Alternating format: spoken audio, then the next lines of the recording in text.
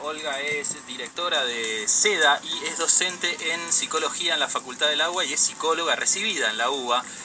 Queremos hablar con Olga sobre una cuestión que nos llamó la atención, una nota que salió en Infobae, escrita por Daniela Blanco, que dice que cada vez son los varones adolescentes que sufren más bulimia y anorexia. Olga, Emilce Bongiovanni y Santiago Allende te saludan. ¿Cómo estás? Hola Emilce, hola Santiago, muy bien. Bueno, muchas gracias por atendernos, Olga. No, por favor. Primero, mira, esta pregunta estábamos hablando fuera. Olga es directora de SEDA y es docente en psicología en la Facultad del Agua y es psicóloga recibida en la UBA. Queremos hablar con Olga sobre una cuestión que nos llamó la atención, una nota que salió en Infobae, escrita por Daniela Blanco, que dice que cada vez son los varones adolescentes que sufren más bulimia y anorexia. Olga, Emilce Bongiovanni y Santiago Allende te saludan. ¿Cómo estás? Hola Emilce, hola Santiago, muy bien. Bueno, muchas gracias por atendernos, Olga. No, por favor. Primero, mira, esta pregunta estábamos hablando fuera del aire con Emilce de hacerla o no. Me parece que sí, porque a mí a veces no me termina de quedar claro y puede que nos suceda a varios que estamos escuchando, es que nos digas bien la diferencia entre la bulimia y anorexia, porque a veces como que se las nombra muy en forma conjunta y por ahí presta confusión, ¿no? Me parece muy bien la pregunta porque es verdad que genera una gran confusión. La gran confusión deviene de que son dos enfermedades que tienen muchísimos puntos en común.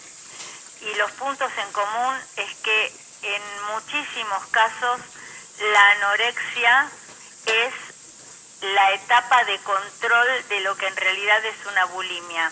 La bulimia viene del concepto hambre de buey, que es un hambre desmesurado, un hambre que no siente el cuerpo, sino que es un hambre psíquico, una sensación de vacío imposible de llenar con alimentos, porque es un vacío que viene de otra instancia y que tiene como síntoma principal la ingesta de alimentos de distinto tipo, en muchos casos no combinables, pero que de todos modos se ingieren en grandes volúmenes y que después se genera el vómito inducido o laxativos para purgar esto que tuvo una incorporación desmedida en el cuerpo. Pero eso pasa porque se sienten mal, ¿no?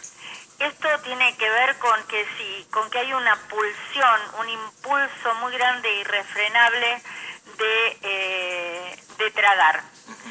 Y de tragar, lo digo con toda la fuerza que tiene en la actualidad la palabra tragar. La palabra tragar es metonimia de callar. Habitualmente no utilizamos la palabra me lo callé, sino que decimos me lo tragué. Mirá lo que me tuve que tragar, sí. Tragate tus palabras. Sí. Entonces, tragar y callar para el psiquismo casi representan lo mismo. Por lo cual podemos inferir que aquel que está tragando alimento, sí. En la mayoría de los casos está callando palabras y que las vomita para no pronunciarlas, por otro lado. Claro. Entonces es un doble juego de tragar y de callar sin pronunciar a través de la posibilidad actuada del vómito. Está supliendo una cosa por otra. ¿Cómo? Perdón. Estaría supliendo una cosa por otra. Sí, es un acto, es una patología del acto que lleva a actuar algo que tiene que ver con el decir, pero como el psiquismo no se puede manifestar muchas veces en palabras, se manifiesta a través del acto. Son patologías del acto. Con esto quiero llevar la información que quiero transmitir, sí. Es que en realidad va más allá de los medios de comunicación, de la moda y de todo esto. Claro. La moda y los medios de comunicación son importantes porque son un disparador y porque todas las neurosis, o sea, los padecimientos psíquicos, están atravesados e influenciados por los males de la época. y el mal de esta época es el exceso de imagen, de una imagen supuestamente ideal con la que hay que cumplir, y el éxito solamente del lado y de la mano de la delgadez. Tal cual. Pero quiero decir que esto es un gran estímulo y un gran disparador que hay que considerarlo en todo su poder, porque tiene mucho poder esta idealización, digamos, del momento, pero no es la causa. Claro.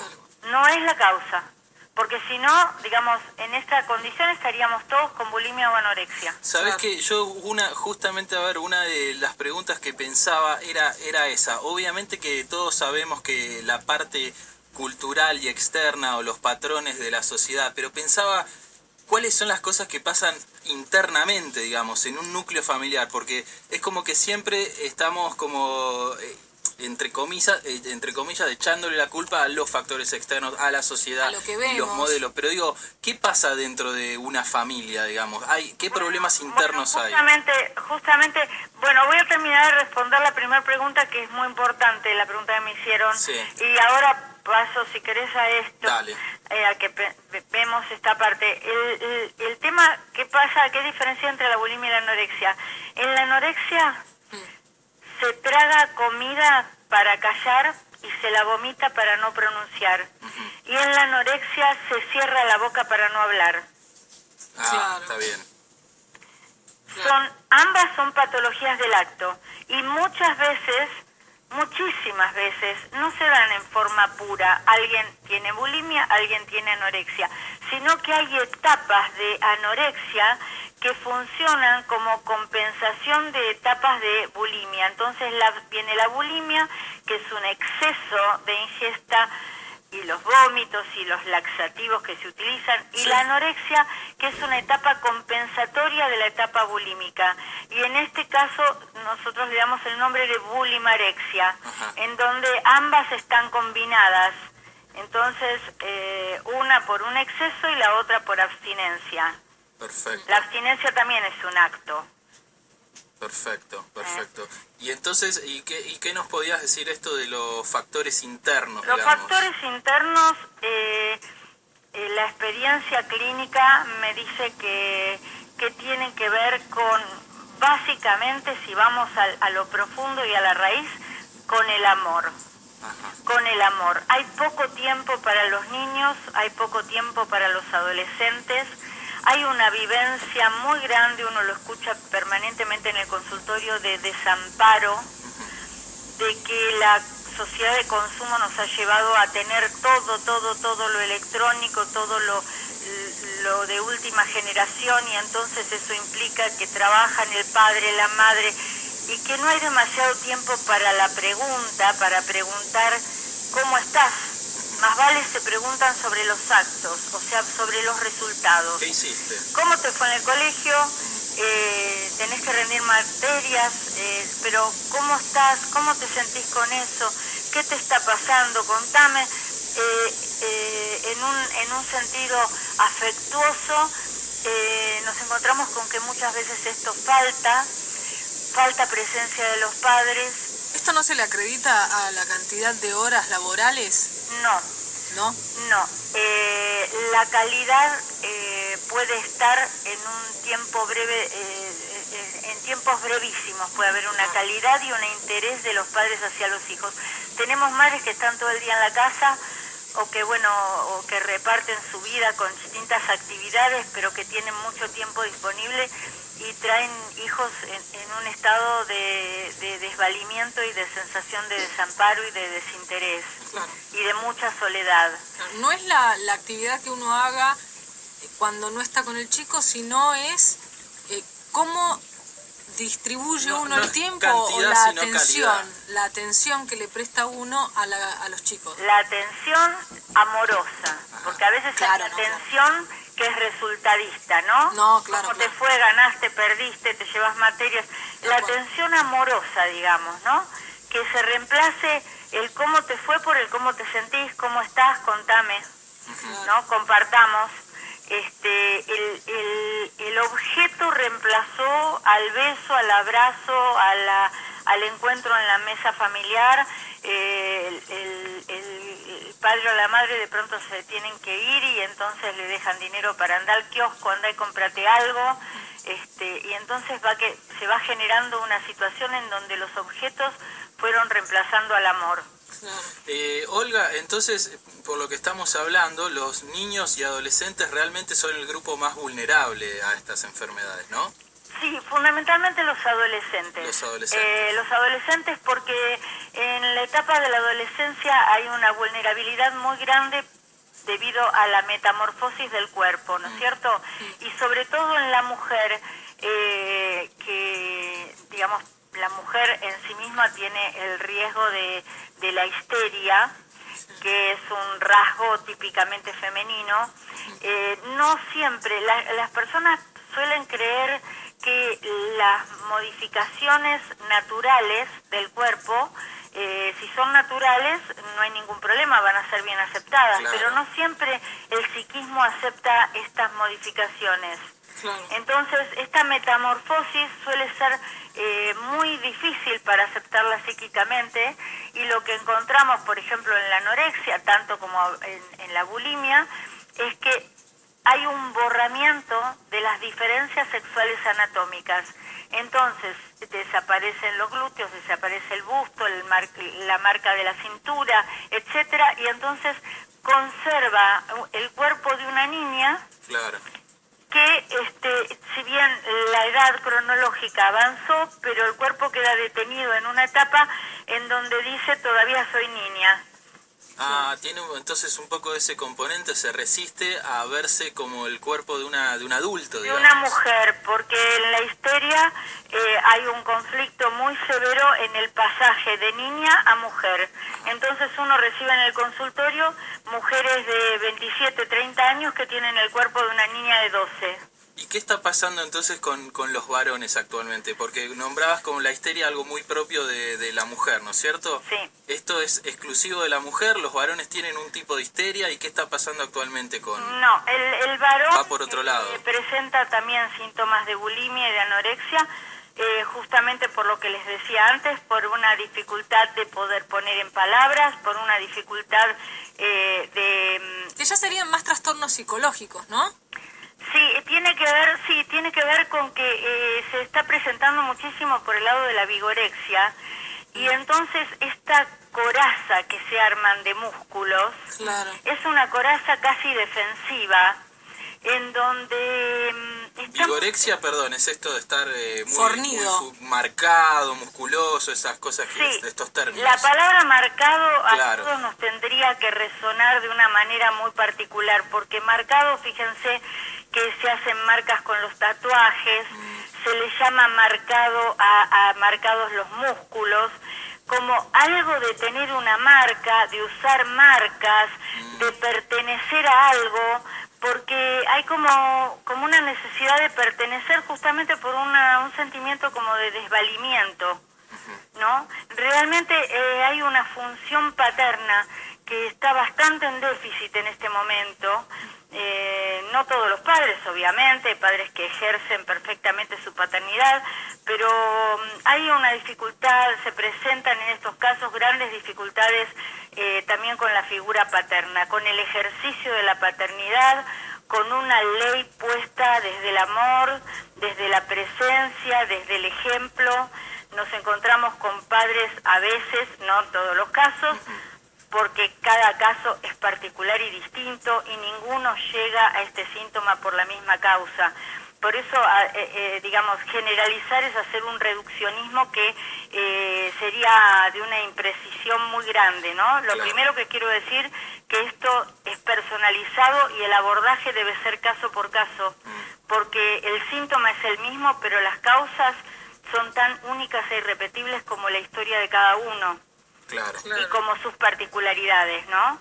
Estoy mencionando generalidades porque es una manera de hacer prevención, pero la presencia del padre en ejercicio, y cuando digo en ejercicio lo digo en el sentido de un padre que esté presente, que sea ley, una ley benévola, que regule, que ponga el límite adecuado, que hable, que dé el ejemplo. Ese es un padre en ejercicio. Claro. Lamentablemente no siempre nos encontramos con esto. Claro, y es uno de los factores. Y Olga, dos preguntitas últimas para ir cerrando y agradeciéndote el tiempo. Contanos síntomas de detección. Si yo tengo un hijo adolescente, ¿en qué cosas me puedo empezar a dar cuenta? Bueno, uno de los síntomas es la baja de peso en un tiempo breve, ¿no? Verificar que está adelgazando. ¿Breve cuánto sería? Que está cambiando la dieta y entonces ahora no come esto y no come lo otro y no come la otra y está probando con otro tipo de comidas o macrobiótica o semillas o digamos que no tienen nada de malo, pero que es un dato. Sí. El exceso de ejercicio físico es otro dato. Exceso quiere decir salgo a correr aunque llueva, truene, o sea, no puedo dejar de hacerlo, claro. Por ejemplo. Otro de los datos, bueno, en la mujer es la menorrea también, que es uno de los síntomas por excelencia, es la pérdida de la menstruación. El pasaje directo sin mucha explicación al vegetarianismo. Y no compartir las comidas en familia, si esto era la costumbre, comer a solas, tener la excusa de que comí en la casa de mi amiga o ya comí antes o me siento mal o tal cosa me hace mal al estómago. Uno de los registros importantes para considerar es que cuando se da la anorexia así como que se presenta fuertemente, la persona empieza a sentir el registro del hambre no como hambre, sino como dolor de estómago. Con lo cual dicen, no voy a comer porque me duele el estómago. En realidad el estómago duele del hambre, pero no pueden percibirlo como hambre. Levantarse de la mesa rápidamente e ir al baño. Y en estos casos lo que quiero decir es que no se trata de hacer una persecución, una cosa policíaca y detectivesca, ¿eh? Si hay dudas hay que hacer una consulta como corresponde a un lugar especializado. Claro, pero no es importante... la cosa del detective que me pongo la oreja atrás de la puerta para ver qué hace mi hija o mi hijo, ¿no? Claro, pero es importante detectarlo para poder ayudarlo. Claro, para detectarlo, si uno detecta cualquiera de estos datos, no hace falta que sean todos, cualquiera de estos síntomas que yo relaté recién, vale la pena que hagan una consulta en un centro, en un lugar adecuado y un lugar especializado. Cuando dijiste que la pérdida de peso en un tiempo en un lapso corto de tiempo. Muchas veces los docentes son buenos detectores de patologías, porque en el término de los 2 meses y pico de vacaciones, de golpe detectan que un alumno o una alumna bajó 8 kilos, 10 kilos, claro. 7 kilos. Claro. Y es una alerta. A veces los padres, por la cercanía y por el día a día, a veces no lo perciben muy claramente. Claro, Olga, dos últimas. Una, en general, es una enfermedad, pensaba, ¿no? Desde mi ignorancia realmente. ¿Es curable, digamos? La dejo atrás, viste, por ejemplo, que se dice, no lo quiero comparar, pero viste que, por ejemplo, se dice del alcoholismo, no, uno siempre es alcohólico, pero está como... O de los ataques de pánico, también claro, dicen por que ejemplo, dice uno como... lo mejora, pero puede llegar a tener recaídas, porque Claro. como esto es se lo psicológico. digo de una manera contundente y esto es muy importante que se diga y que se reproduzca. La bulimia y la anorexia tienen cura. Buenísimo. Tienen cura. Por favor, que no se diga que es crónico, porque solamente es crónico cuando el tratamiento no es adecuado. Claro. Cuando el tratamiento apunta a la voluntad y a la conducta, obviamente es crónico, porque la voluntad tiene una fecha de vencimiento. Las personas no pueden poner buena voluntad toda la vida. Entonces, si se toman las causas, si se trabaja sobre las causas y si se puede disociar, dividir lo que es alimentar y nutrir al cuerpo como corresponde, de poder poner en palabras lo que son padecimientos psíquicos, traumas y malestares anímicos, si estas dos cuestiones van por distinta vía, por supuesto que hay una cura. ¿Por qué? Porque el ser humano tiene un vínculo total entre los afectos y el alimento, porque es la primera experiencia de vida por la que recibió el amor. Claro. La madre cuando alimenta está mostrándole a ese hijo que lo ama profundamente y que está interesada en que sobreviva al estado de indefensión que llegamos al mundo. Entonces es como que nos queda siempre muy ligado una cosa con la otra.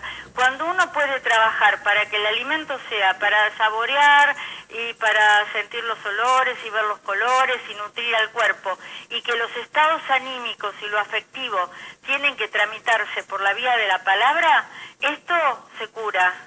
Buenísimo, buenísimo. Bueno, Olga, te agradecemos muchísimo por el contacto. La página de internet del Centro Especializado en Desórdenes Alimentarios, que SEDA, es sedaonline.com.ar, ¿no es cierto? Exacto, sí. Cualquier consulta ahí, también ahí están los teléfonos. Cómo no, desde ya, por supuesto. Bueno, muchas gracias, Olga. No, gracias a ustedes. Bueno, un beso grande. Encantada, un beso. Igualmente. Chao, hasta luego. Bueno, muy buena entrevista, Muy buena, sí. Muchas cosas contundentes, ¿no? Sí. Y bien. Me quedo con esto bueno. último que dijo Olga igual. Sí. Son enfermedades que se curan. Sí. Porque viste que siempre se escucha y no, porque no se curó, porque nunca se recupera, porque no. Claro. Con un buen tratamiento Sí. y buena voluntad, se cura. Y me da la sensación que por los síntomas que describía, si uno está atento y con ganas de verlo, me parece que son síntomas que uno... Porque aparte también generalmente es muy propio de los adolescentes y también de los grandes, ¿no? Nosotros damos imágenes a los otros, o sea, intentamos que los otros inconscientemente se den cuenta de que algo nos está pasando, ¿no? Claro, vos decís que uno da pistas Claro, sin querer uno, para que el otro sí. esté atento y diga, Claro, mira que acá hay algo que claro, no funciona. ¿viste? Entonces, Sí. Si uno está atento y puede no distraerse, creo que si te pones a ver las conductas, son detectables. Y bueno, hasta está buenísimo esto. Igual me apoyo en lo que dijo Olga, hay que prestarle mucha atención a los chicos, pero no como una persecución, Está sino bueno, desde el lado del amor. Sí. Darte cuenta que si de repente se hace vegetariano y pierde peso, eso hay algo que no está bien. Claro, porque aparte, viste No es por el hecho de hacerse vegetariano, quiero que quede claro esto. O sea, sí. Pero tiene que estar seguido por un buen profesional también el vegetarianismo. Obvio, sí, obvio. No por es supuesto. cuestión de decir hoy soy vegetariano y listo, De un no. día para el otro, No, claro, que porque no. hay que ver con qué nutrientes suplís a los otros. Tal cual. A ver, es una cuestión muy compleja la alimentación, no es simplemente dejo de comer carne y ya está, no. Es importante también lo que dijo El buen que... vegetariano lo sabe perfectamente esto. Tal cual. El que lo ejerce realmente con conciencia lo sabe perfectamente. Tal cual. Y es muy importante también, me agarro de nuevo de lo que dijo Olga, del tema de que la televisión y uno, si yo estoy fornida, si estoy toda musculosa o estoy flaquita, ¿Viste? eso tampoco hace a que la otra persona lo puedo querer. Pero eso no me lleva a enfermarme. La enfermedad viene desde un núcleo mucho más Claro, íntimo, ¿no? y sí, más Yo creo que te interno. puede ayudar. Si vos ya tenés un problema en un Sos núcleo más interno, vulnerable a los factores externos. sos más tal propenso cual. a que eso te impacte. Claro. Ahora, que lo haga o no, porque yo veo chicas que son re flaquitas, que son preciosas y no por eso dejo de comer Sí. o vomito porque me llené. No lo hago eso. Pero viste los términos que a veces usamos, por ejemplo, decir marcado y todo lo que significa decir estás marcado, todo lo que hay, todo el peso que Sí, hay atrás de son una modismos palabra. igual. Sí, pero no son casualidad, por algo circulan eso y está bueno desarmarlos. Para mí Sí. está bueno desarmarlos. Yo creo que igualmente si nos ponemos a ahondar, tiene razón lo que dijo Olga, igual en base a las, o sea, apoyo sobremanera lo que dijo Olga en base a las enfermedades, sobre tragar, sobre marcar, porque es real, aplicaba muchísimo Sí. con todo lo que pasa. Ahora, si nos ponemos a desglosar todas las palabras que se usan, que no son por algo, yo creo que, pero lo que pasa es que son 1 millón. Yo creo que no puede todas, vivir. absolutamente todas. Tal cual.